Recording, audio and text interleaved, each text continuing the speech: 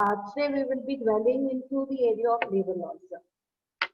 Labor laws as such, we are all fresh from your PUC, some of you from the science background, some from the arts background, but however, all of us have studied some kind of laws or constitutions without our knowledge in our school days also.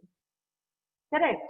You all would have studied your history, you all have studied your social sciences, wherein you all have seen how the world changed and how our constitution came into being and how our constitution is making our lives better. Correct? What do you understand by labor law in the first place? We should know what is labor law because you all would have heard once coming into a law college, yes, you all are going to learn a lot of laws. Like sir was talking to you all on IPC, on torts, then you have contracts, you have international law, so they had mentioned human rights, right? And then you have IPR and other things. Now, each one is in a different phase. Now, but here I am here to speak on labor laws. What is labor law? Have you ever heard any laws pertaining to labor?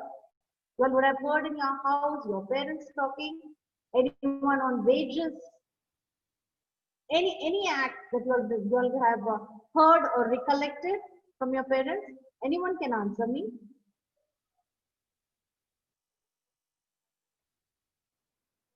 Come on, guys. No, yeah, please go ahead, answer. You can't sit as a mute spectator.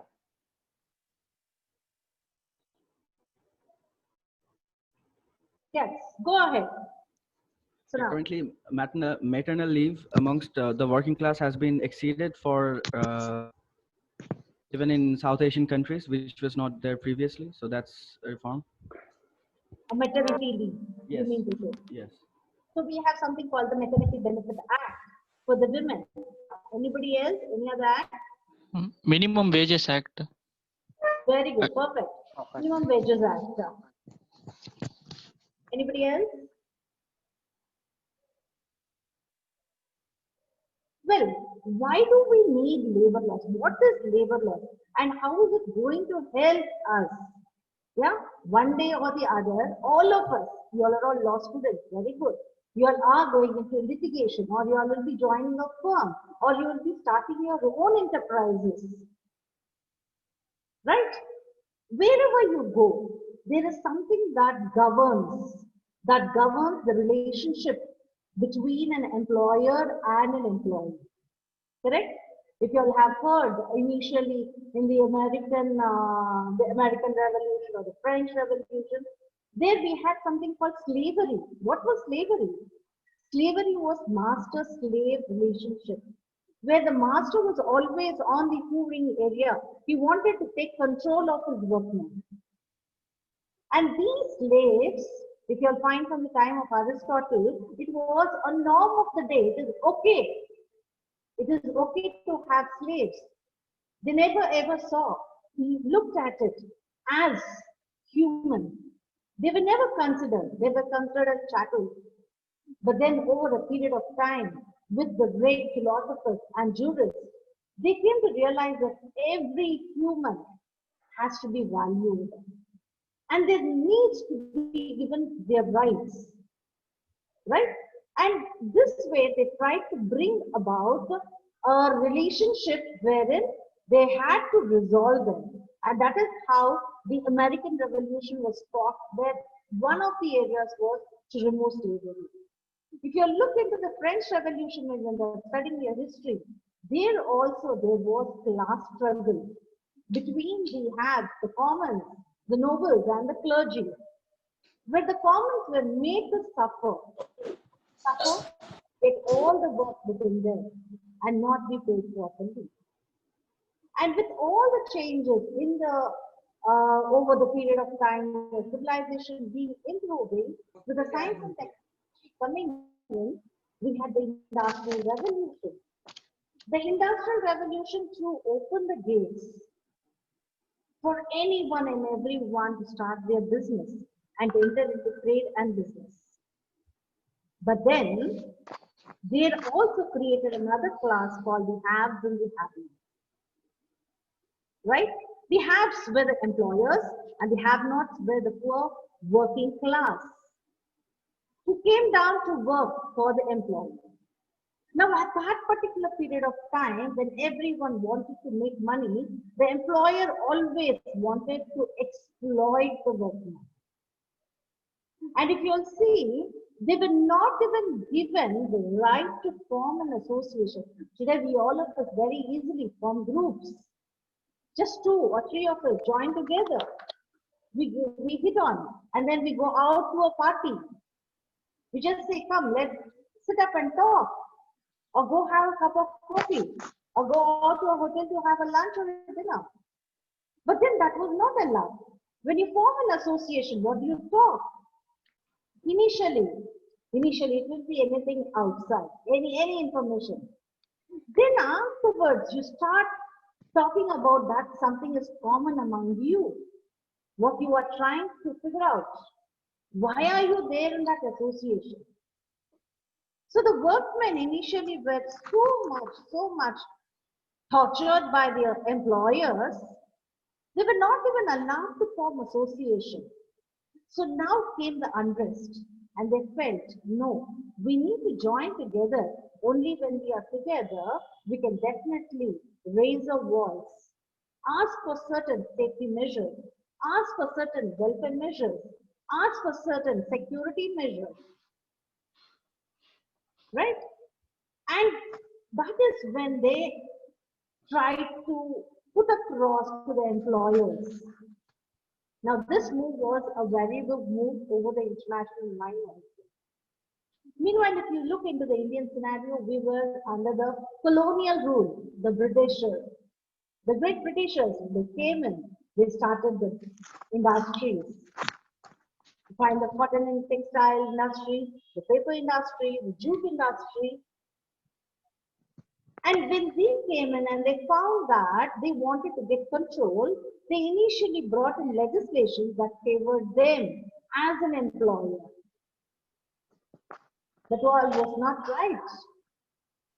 It was in 1919 that the International Labour Organization was formed to look into the welfare of the workmen. Now, this International Labour Organization insisted upon its fellow members, asking them to make provisions or legislations within the domestic arena where they can safeguard the rights of the workmen. Because for any country to flourish, economy is very, very important. And if you want economy, then definitely you should set up industries. And in the process, you should also take care of your labor force. Yeah?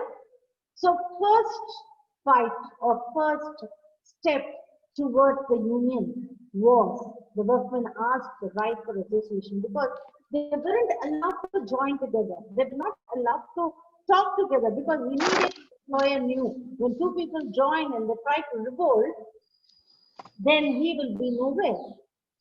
So he tried to curtail that right of association. And therefore, they were not able to raise their voices because if they tried to raise their voice, they were definitely victimized. They were removed from jobs or they were made to work more harder. They were not given any leave. No health facilities were provided to them. And the conditions of labor were very, very pathetic. So slowly, if you come into the Indian scenario, the Britishers, because at that moment, there was the British government, the Labour Party, which was ruling and felt that if there was a necessity to formulate legislation to help and secure the workers. And that is how the first Trade Unions Act was started, where they allowed the workmen to join together. So that was a time in 1926, 1990, after the International Labour Organization. Slowly, the employer class had to or was forced to look into the welfare of the workmen.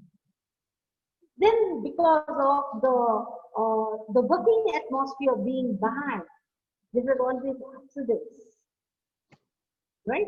And the workmen, when they met with an accident, the employer did not help them. They could not get back to work. Sometimes there was deformity because of the accident. Then immediately they felt this is not right.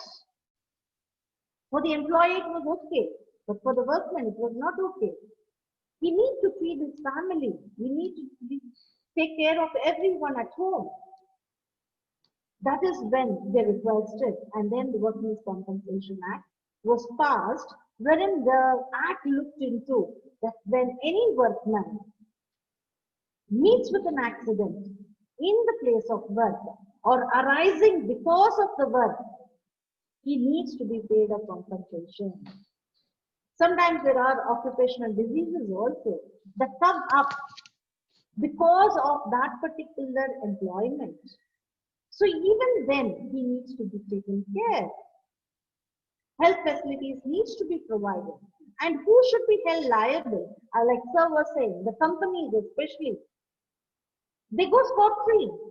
They are not bothered whether the workman is fine or not fine. They just want to do away with not paying anything to the workman. Then they felt, no, this occupational disease or the disease that has come is only because of the employment that the person has taken under that particular employer. And therefore, they brought about a law wherein you can make the employer liable to pay compensation. Right? So in this way, slowly, as the civilization moved on, and looking into necessities of each necessities of the workman, with the changing pace of time, laws were made. In 1936, we had the Payment of Wages Act. Now, why is this Payment of Wages Act called as Payment of Wages Act? Because here again, the employers were not paying the workmen what they were due to do. Of course, the salary of a workman would be around, say, those days, 1923, 1926, 1936, I'm talking about. Their salaries would have been around 10 rupees, 15 rupees. But the employer is always waiting, ready to deduct the salary. If you would have seen old Hindi movies or old any language movie, you will find the trade union movement, where the employer is ready to cut the salary of the workman. He breaks something, you cut the money of the person. He is late, you cut money. He is sick, he is unable to put out his full production. No, you have been sitting, you are wasting your time, and therefore my production got lost. Therefore, again I cut a salary. Then there is a loan taken by the person. Again, you cut a salary. So the employer always tries to find some way or the other to cut the salary, and ultimately he doesn't have enough to take back home at the end of the month. And you sometimes even don't know whether you're going to pay, because the pay scales are varying. It looks into time phrase, it looks in piece rate. They are paid sometimes fortnightly, and maximum is they get postponed to a month. Now the Payment of Wages Act came in to see that whatever deduction the employer wants to make, let him make, no problem. But at least he should be able to take back home 50% of his wages, wherein he can survive, wherein he can upkeep himself, he can take care of his family. So that was the reason at that moment they felt, yes, now employer has to be forced to give some money, which he can take it with confidence. Then came along the ESI Act. But before the ESI is the Employees State Insurance Act. Now this ESI Act is to provide medical facilities to the workmen, because those days, again, you go back to the days of when the workman was not able to go to a hospital because he gets very less or meager salary. Will anyone volunteer to go to a hospital when you know you have to pay out so much? And you don't have time also to go to a doctor. Correct? And therefore you neglect. A small wound would definitely over a period of time, because of negligence, it becomes a bigger one, and it goes to the point of even severing either the finger or the hand or any of the sort. Right? Then they felt, no, this is again not right. We need to look into the medical facilities of the workmen. Then the government and the employer, a little part from the employee, was made to contribute so that free services are given or medical services are provided to the workman and his family members. So there, under that, they also try to safeguard the rights of the women workmen, because women are most vulnerable in their job area. Because every woman goes through a phase called maternity. And in those days, they were very, very, easy to go with. Women, okay, they are pregnant. That means they no more have any more strength to work. They cannot compete with their male counterparts. Now they will start having a lot of excuses. They need to look after their babies. They need to look after their families. And therefore it was easy for the workman, the employer, to remove them from the work on a pretext or some pretext or the other.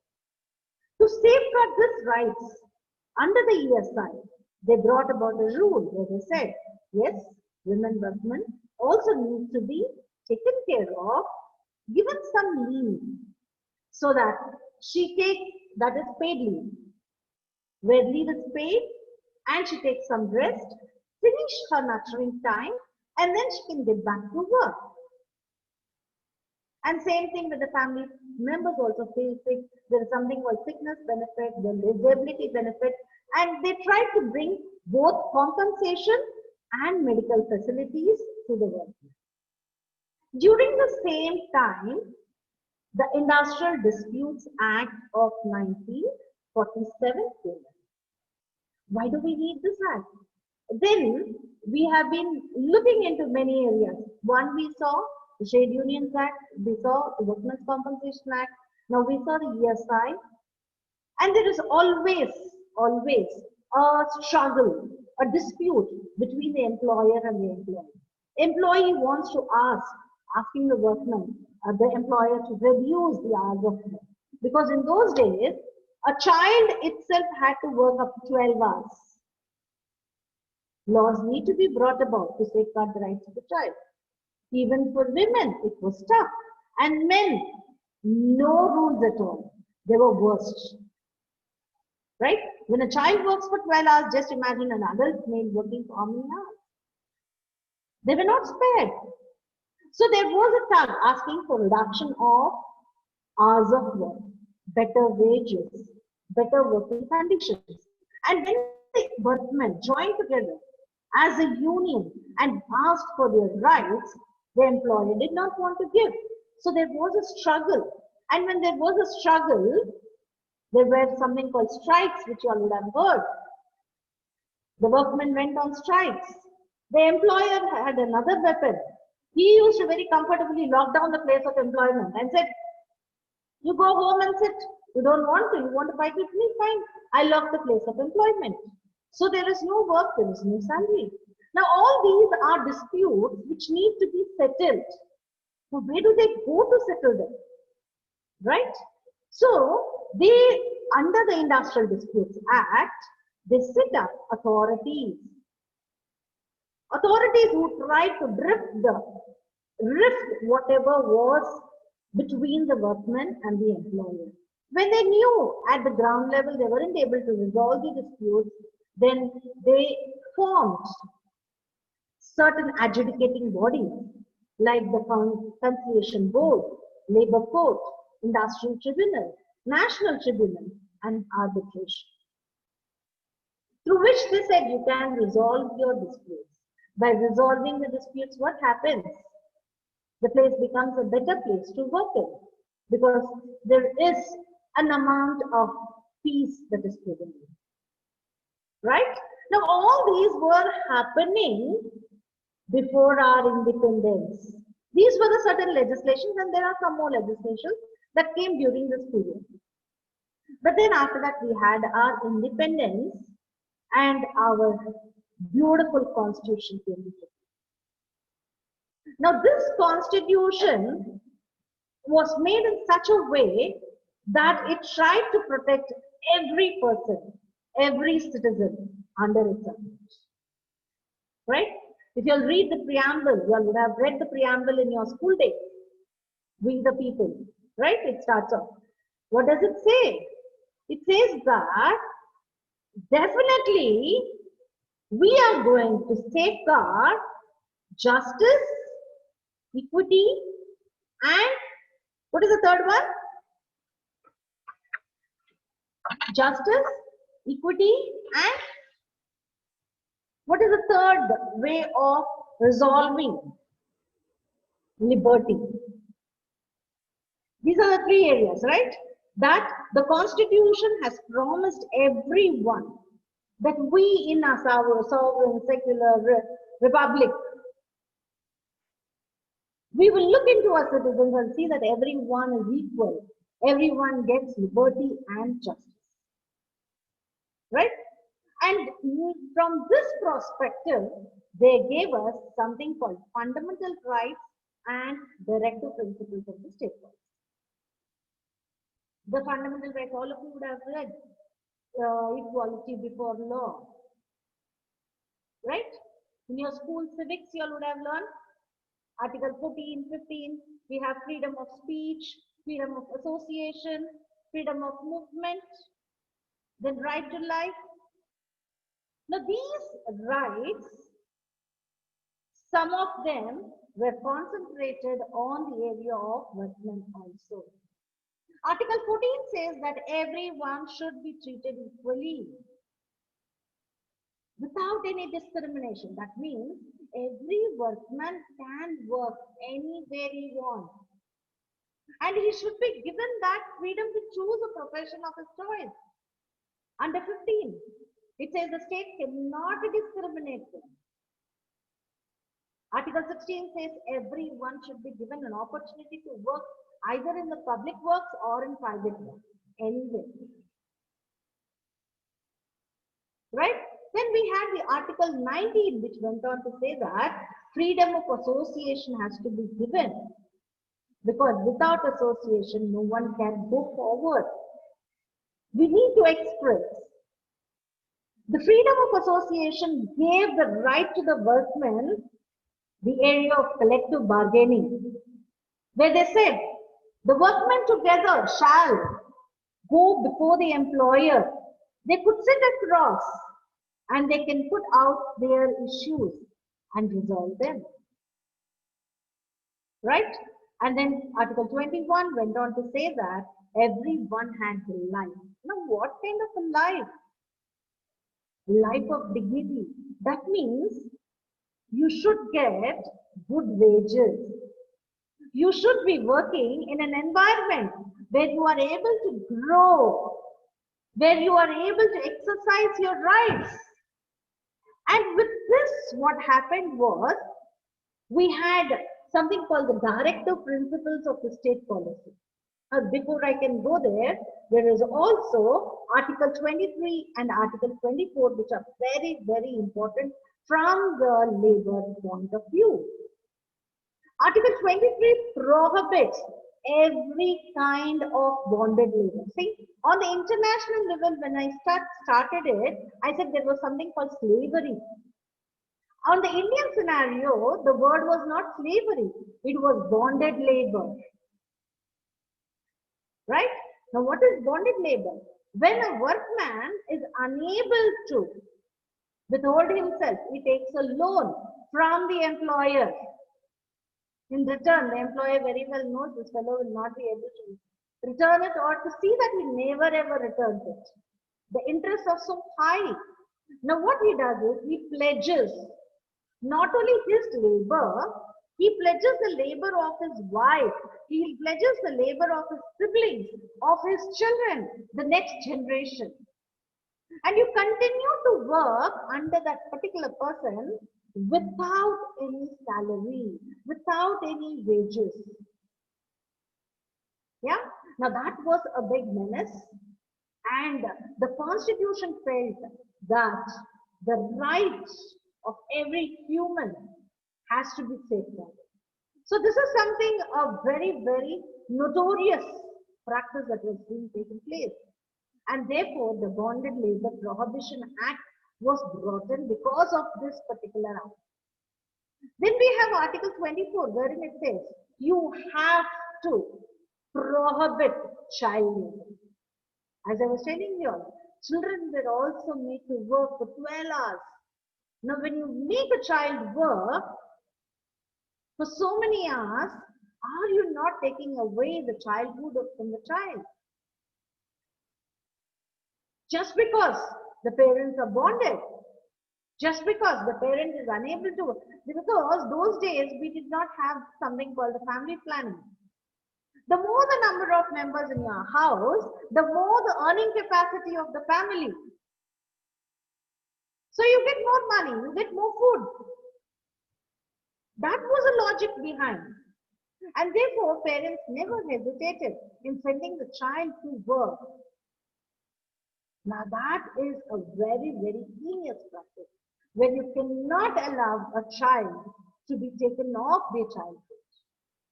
And therefore, laws came in, wherein initially there were international conventions looking into that point, and then they said, who is a child? What age? Ultimately, they set on to 14 years. Below 14 years, you are a child and you cannot employ them. And then to support this, we have right to education, saying that from 6 to 14, you should give them compulsory education.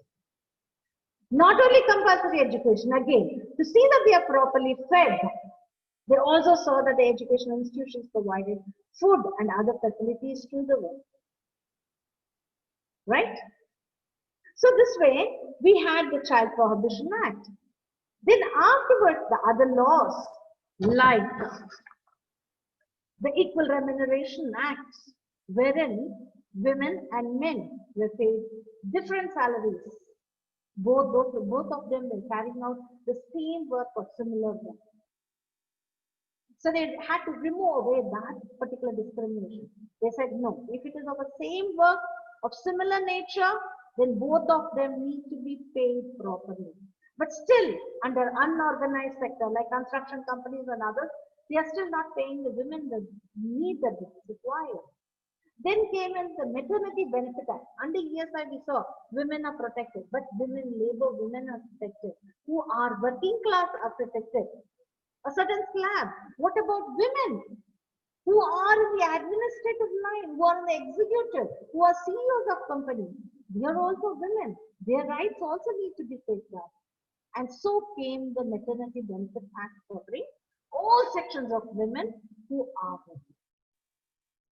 Then we had the contract laborers, where the workmen were brought from far away places, the contractors, and there was a confusion as to who will pay the workmen. Is it the contractor? Is it the principal employer? Because contractor brings the people, gives them to the employer and asks, say, 10 days you're working here. Now who's paying that person? Is it the principal employer or the contractor? Now, to clarify that particular area, stating that if he is working under your supervision, you better pay. If he doesn't pay, then, or if he is paying, you see that there is a person, your representative, to see that the contract laborers get their salary. Then we had the interstate migrant workers. Now that you have seen during the pandemic time, when people from all over India, from the various states, they moved from one place to another. They were moving previously. Everyone was working, but no one ever bothered from where they came, how they came, what were they paid, what were the conditions of their employment. No one looked into it. But when they saw during the pandemic, everyone was going back home, employer not bothered. whether they're going home safe or not, or how to retain them, how to take care of them. Now we come to realize, oh, this particular category of people are there who need to be safeguarded. But there was a law which was much not looked into.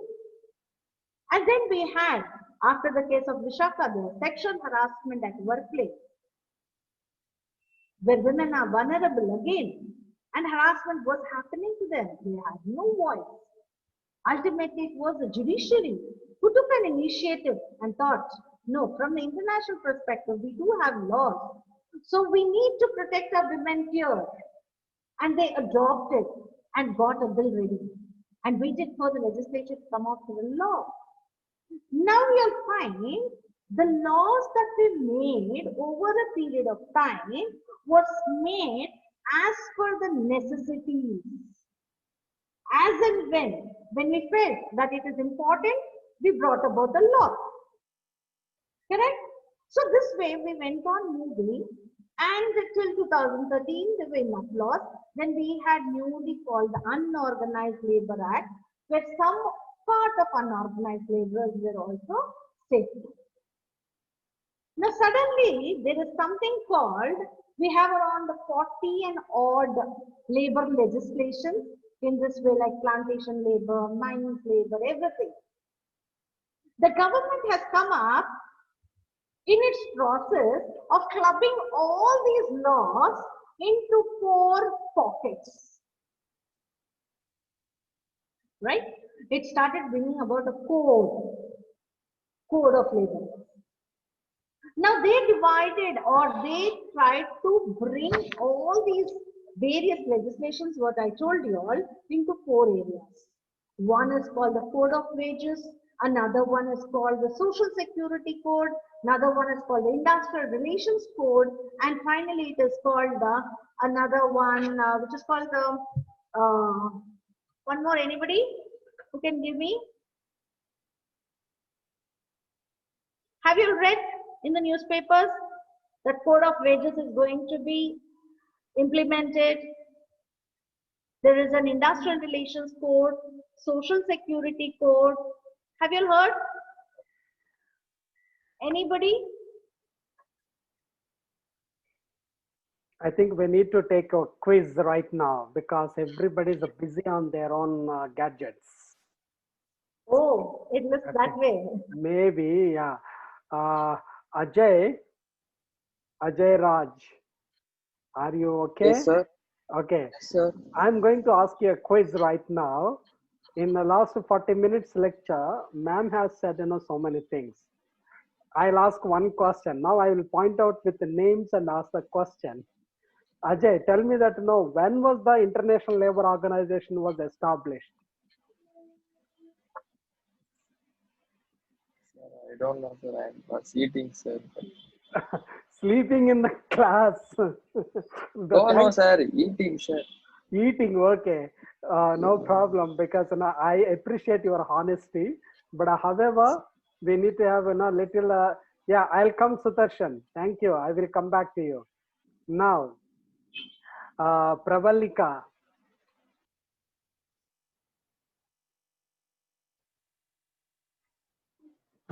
Yes, sir. When was the International Labour Organization established? ILO, ma'am has said.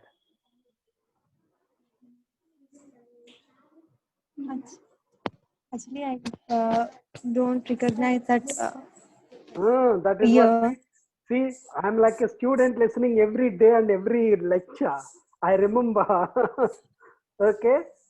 So this is how you have to make yourself. See, in the class, you need to involve yourself. Yes.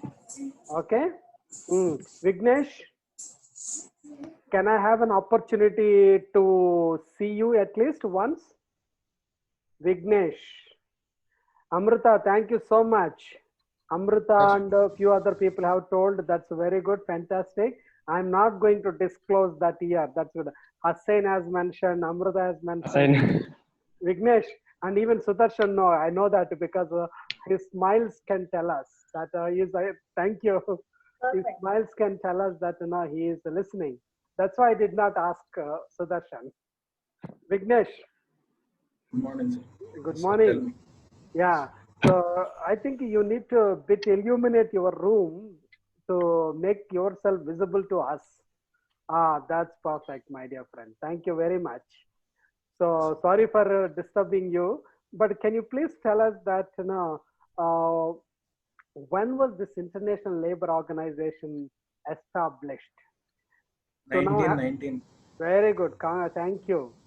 So now said right, Bhavita said right, and all of you know that, but I'm just still make, I give kind of a little jolt so that you will come back. Ma'am is completely engrossed in her lecture, but I'm here to give some kind of, yeah. Now another the quiz.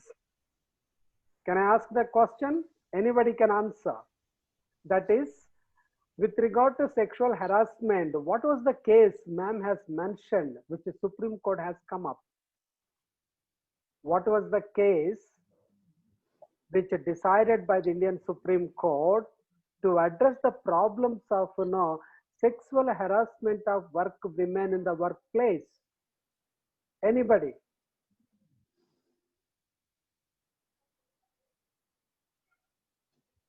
Tehsin, you are giving a nice smiles.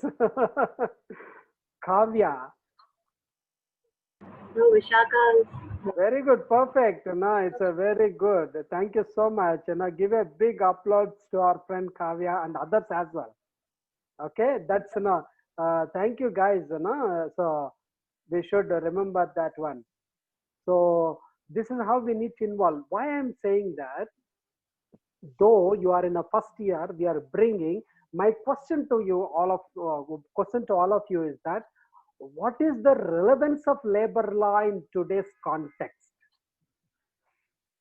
What is the relevance of labor laws in today's legal system? I told you that we have the legal procedures and legal methods and introduction to legal system. That's the first paper which I'm going to take. And when I take that lecture, this is one of your questions. Okay, we have how many legislations are there? Ma'am has said there are 40 odd legislations are there, which adopted by the both British India as well as independent India. Now they all have been mixed, and now they are making how many codes? Labor codes. How many labor codes? January. How many labor codes? Very good. Suna, perfect. Thank you very much. It's a 4. Okay, 4 labor codes they are now trying to bring. Now, by bringing that 4 labor code, are they going to do justice to the people? We need to question. Now, ma'am has given very good background and laid a very good foundation. Now we need to critically think about it. Relevance of labor law. Lakhs of migrant workers are walking back. Why? What was the government doing? Why did Sonu Sood is ferrying people on his own money? Who is he? And the government is appreciating his effort. He is becoming a messiah. He is becoming a super macho man, spending his own money, ferrying people. Then is it the duty of the individual, or it's a duty of the state, or it's the duty of the employers? Employers conveniently ignored the plight of migrant labor, and to divert the debate, Sonu Sood has come up. Okay, this is how the diversion politics happens. I do talk about politics in the class because that's very essential to understand why individual have to pay. What is his business? Or maybe so many philanthropic organizations are standing on the roads. They are distributing water bottles, they are distributing food, they are distributing whatnot. But all these things will camouflage the atrocities which committed by the state against the migrant labor. These are all the questions which we need to think, my dear friends. That is why the question which I am asking after ma'am now saying that is, the relevance of labor welfare legislations in India, in Indian legal system. Write an 500 words essay. Okay? You have to write a 400 words essay. Are you ready? Write and keep. I'm going to ask you one fine morning that you will have to send it to me immediately through our WhatsApp. Not now, when I'm going to ask all of you. I will ask very randomly. Okay, guys?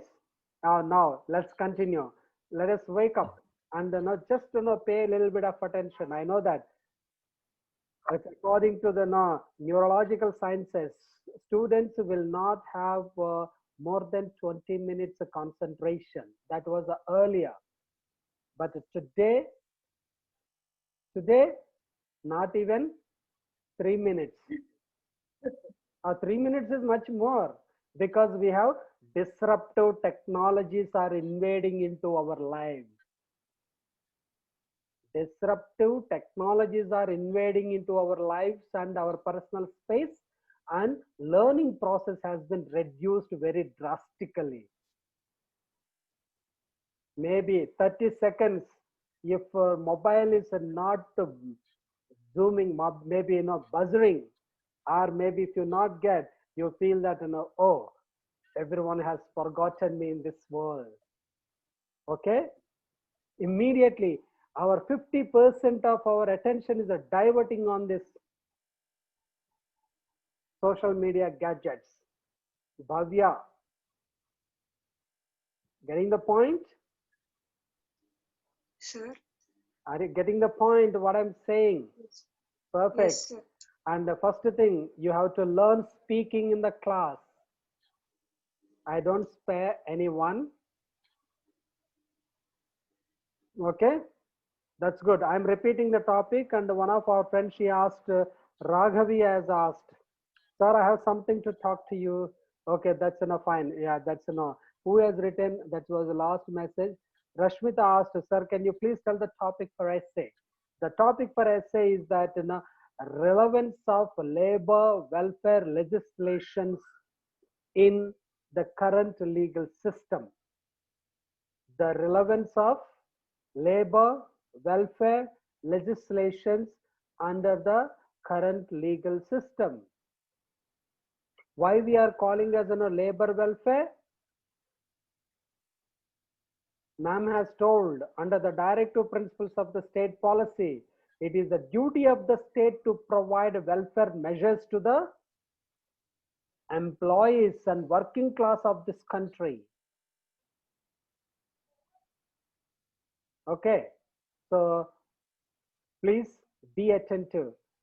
Sorry, Indrani, because I have to wake them up. No, please continue. Yeah, Sure. That is part of us. please go ahead. Yeah, thank you so much. Yeah. See, the reason I gave you all the whole groundwork, asking, telling you all from the fundamental rights. Now, directive principles of the state policy, there are few articles where, because of which various labor legislation, yes.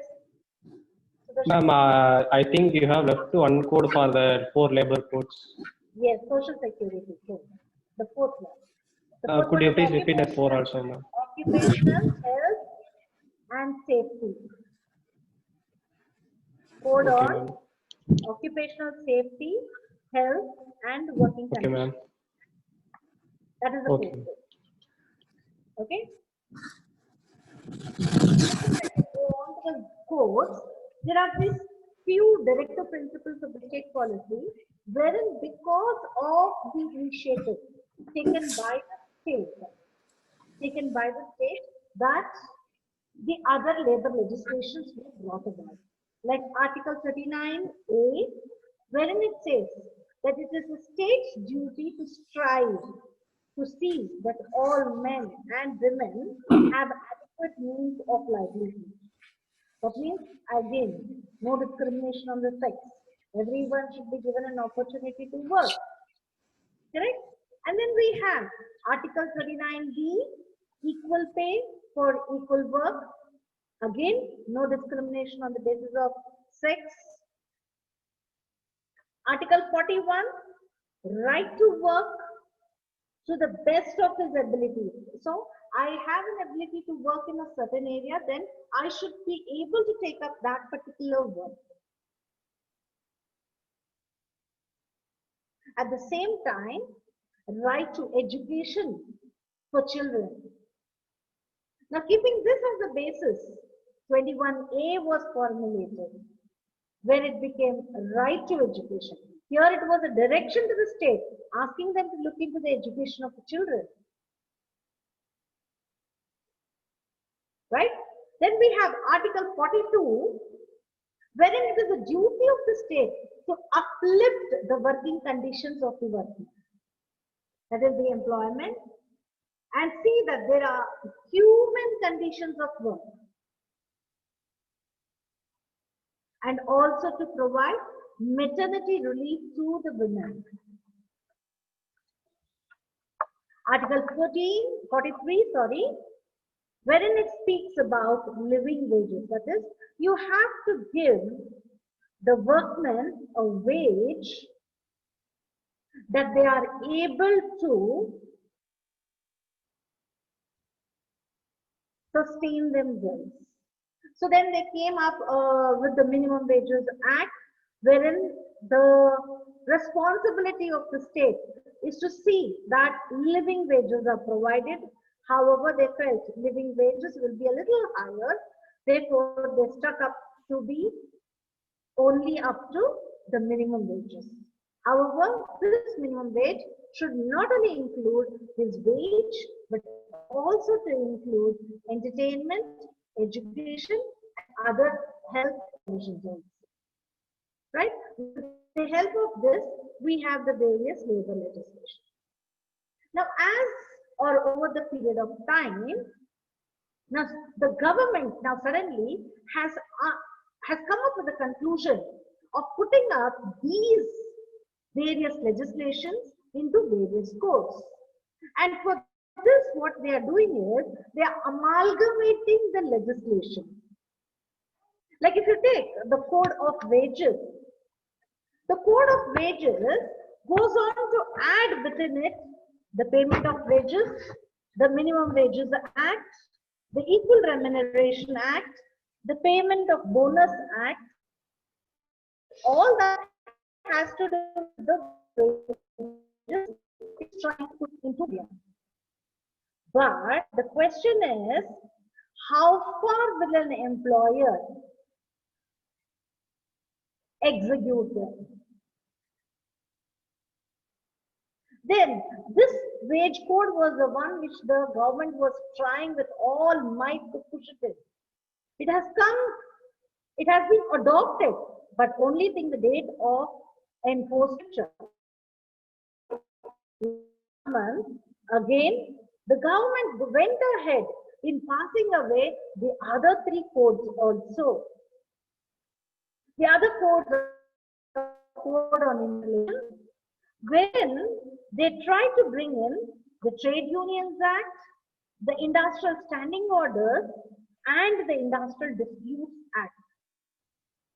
These three acts they are trying to bring it into one particular code called the Industrial Relations.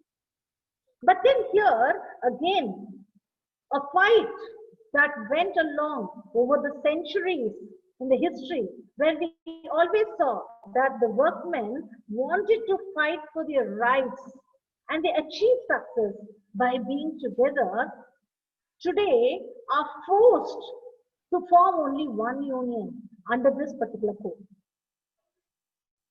Now, how are the rights of the workmen being safeguarded is a big question. The next code is in regard to the Code on Social Security. Now, in the Social Security Code, what they tried to bring in was the Provident Fund, the ESI, the Employee State Insurance Act, as I told you all, the Maternity Benefit Act, the Employees Compensation Act, Social Security for building and construction workers, and unorganized workers. Well, here we find by clubbing up these acts together, they did add up certain areas like the gig workers, the written contract means the contract agreements. We are trying to bring in contract laborers along with regular laborers. And they are saying the law shall be equally applied to both of them, a regular worker and a contract laborer. But then we are still unsure as to how far the rights of the workmen can be safeguarded. And they also try to bring in the platform workers and unorganized workers. Now, unorganized workers are those people who are not under any of these legislations, reasons being you cannot identify them. And it is very difficult to identify them. Instead of giving them more safety in a different way, they have brought them under the Social Security Act. Do not know how far all the social securities that are available under the legislation or the organized labor will be available to the unorganized. And the final one is in regard to the occupational safety, health, and working conditions. Now here under this particular code, they try to bring in the Factories Act, the Mines Act, the Dock Labor Act, Plantation Labor Act, Contract Labor Act, Interstate Migrant Workers Act, the Working Journalists and other newspapers, and the Motor Transport Workers Act. Now, it is a real challenge to see how they can club all these acts together and to what extent will the laws be applicable and be possible for the workmen to relieve whatever benefits that the codes are trying to do. So here I leave you all to think into the area and make your own research and critically try to think all the years of long struggle that the workmen took to come to this level is suddenly being pushed into compartments. Whether it is the right way or not, only the time can say. I hope I was a little clear or it was okay in understanding the labor laws. Clear only, ma'am. Thank you.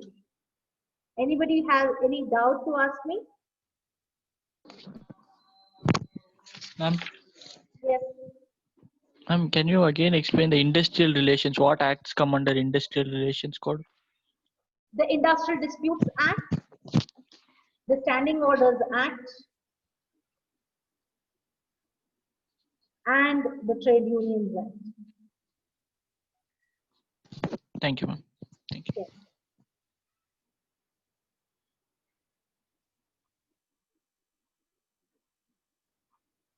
Anybody having any other doubts?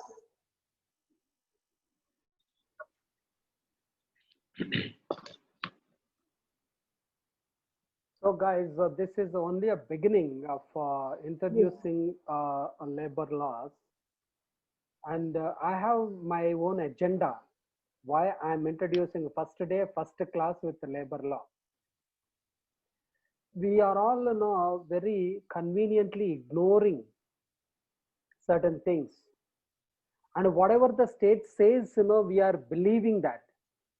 Today, the state is saying that, come on guys, you have to work for 9 hours in a day and 6 days a week. Whereas some of the very good welfare states which are there in the countries like Norway, Sweden, Denmark, even Iceland, they're only 6 hours per day, 4 days a week they're working. and the productivity level is much higher than the anything. And then why not we? Why the state is going away? When you ask critically, here in India, people are saying that, oh, come on, we are in our biggest economies and we have a lot of people, the population is a bane for us. It's very problematic. Is the population is a bane? If that's the case, then why government is not encouraging the people to go for family planning? In 1980s, you could see that television advertisements for contraceptives. We too, and we have two. One or none, or two or one. The slogans are there, but why it is not there today?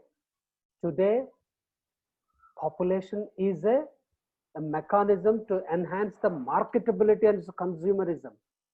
That's why now government never talk about that in a family planning. But we take this excuse when we talk about that labor welfare legislation.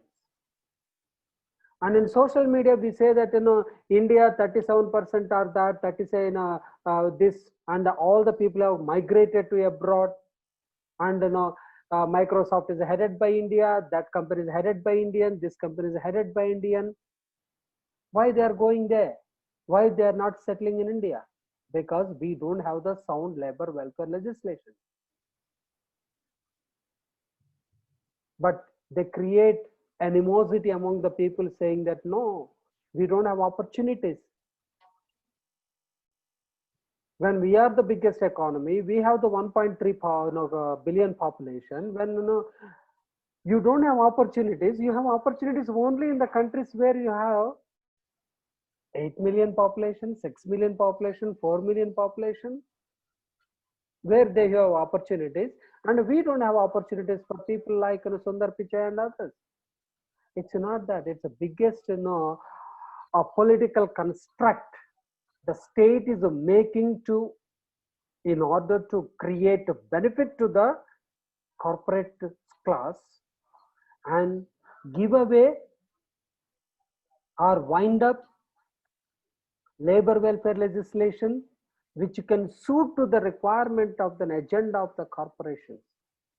Sometimes it may look, my lecture is like a political speech, but that's a fact. So you have to think critically, my dear friends. And that is why I thank my friend Indrani for putting in a very, very essential and important topic in the first day, because it is a thought provoking. It's not that how many provisions are there. In the quiz, I might have asked you, what are the dates, what are the cases and all. That's for fun. But we need to have the critical ability of thinking. When pandemic is there, when people have lost their jobs, and the people have gone gone to sleep with hunger stomachs, what the government is doing? What happened to the Indian Constitution preamble? Economic justice, where is it? Social, economic and political justice. Have we thought about it? Lakhs of people struggle. Where is that economic justice? These are the things we need to now look at that in our essay. Okay? The relevance and the plight of a number of companies. Now they laid off. Unemployment is increasing across the globe. But Mukesh Ambani has become the third richest person in the world. That never comes down. And Microsoft is giving 12% hike to their employees. Google given, Cognizant given. But why in other public sectors and other places people have been laid off? Unemployment is rising. In companies, every company, you look at that in a Financial Express, or if you read Hindu newspaper, in the last page, last but one page, economic column, they say that in the fourth quarter, every company is making business. they're reaping the benefits, but unemployment is growing. How do you understand these things in the current legal context, my dear friend? I know these are all very advanced topics, but now you will have to think very critically all these aspects. We have our BBA students, they are going to become the corporate and commercial lawyers. You need to think, how are you going to balance this? Don't get me wrong, I am not against the development, I am not against the corporations, but should we only look at that one side of the coin, or you have to look at both sides of the coin? Anyway, these are all questions I am putting in front of our guest speaker, Indrani, so that you will know that what you are asked to do and why she has been called here to give the lecture on this important area of law. With this, I thank Indrani for having come and giving a very elaborate platform to you to understand and think critically. And now we have another young and dynamic lecturer. Rahul is already there with us. Okay, welcome Rahul. So he can tell you that, yeah, he is also trying to bring the same kind of an ideology, labor laws and constitutional perspectives. So that's a good synthesis we are making. Now even in a technology also brought these two lectures together. That's how we want to do it, my dear friends. Okay. Thank you very much, Indrani, for sparing your valuable time, your precious time. It's wonderful to have you. Again, we look forward to having you now physically at VITAP campus. Okay. Thank you very much. Yes. Thank you so much. Lecture. Yeah. Thank you, sir. Yeah. Friends, now we have already our guest speaker of the day, second lecture, Mr. Rahul Shree. Shree Rahul, he's a research teaching associate at Nalsar University of Law, and he is a Ford Foundation doctoral scholar at Nalsar University of Law. And he also taught at Symbiosis Law School, Hyderabad. And in India, if I'm not exaggerating, for the first time, Keshavananda Bharati case has been depicted as a play, a stage play. If anyone has done that in Indian legal education, means that credit goes to Mr. Rahul, because he taught Keshavananda Bharati a landmark case to all his students. He motivated them and encouraged them to play a stage play. It's a drama. Enacting a real life case. Asking the students to make a drama and a real life stage play. And that was well received by legal community at large during his time of teaching constitutional law at the Symbiosis Law School, Hyderabad. So that is a kind of application of case studies. I have requested him specifically to tell you that how to read the cases in law, how you should study, and how you should understand, and apply that particular cases to the real life situation. So he has done his LLB from Pune, Bharati Vidyapeeth, and after that LLM at Jodhpur National University of Law, and then PhD from Nalsar University of Law as a fourth doctoral scholar, and working in prestigious topics like beggary laws. I think none of you are even don't know what is a beggary law. Is there a law called begging? Okay, for the first time we are thinking. In India, beggary means we think that, oh, since they are poor, we need to help them, charity. But as it has to be looked at from the legal angle, what our friend is doing that. He is one of the very committed teachers of constitution, public law, particularly constitution administration. And he teaches well, he motivates, and he himself involves into that. He takes the students along with that. That is a very good characters of a particular law teacher. But I don't consider we are the law teachers. We are still students of law, learning together. I'm very happy to invite him, and in spite of his hectic personal schedule, when I called him, and he said that, he's in the midst of a lot of things, like, floods are going on in his area, and is very, very stressful with other things. In spite of it, he has come because he's longing to interact with the students. So that is the commitment. What I could appreciate Rahul for that all the time. So Rahul, thank you so much for sparing your valuable time. Now with this, Thank you so much for this opportunity, sir, and also for the introduction. yeah, I warmly welcome you for this interactive program for the first years BA LLB and BB LLB students. As I told you in the telephone conversation, we have 25 students with us, and we are trying to put them in a very critical thinking mode right now from the day one. Right. Okay? So I would request you now, please have your floor and take them along with you. Okay. So Sure. students, Thank you, sir. so he is a very, very knowledgeable person. He has a lot of things to share. It's all yours, Rahul, right now. Thank you so much, sir.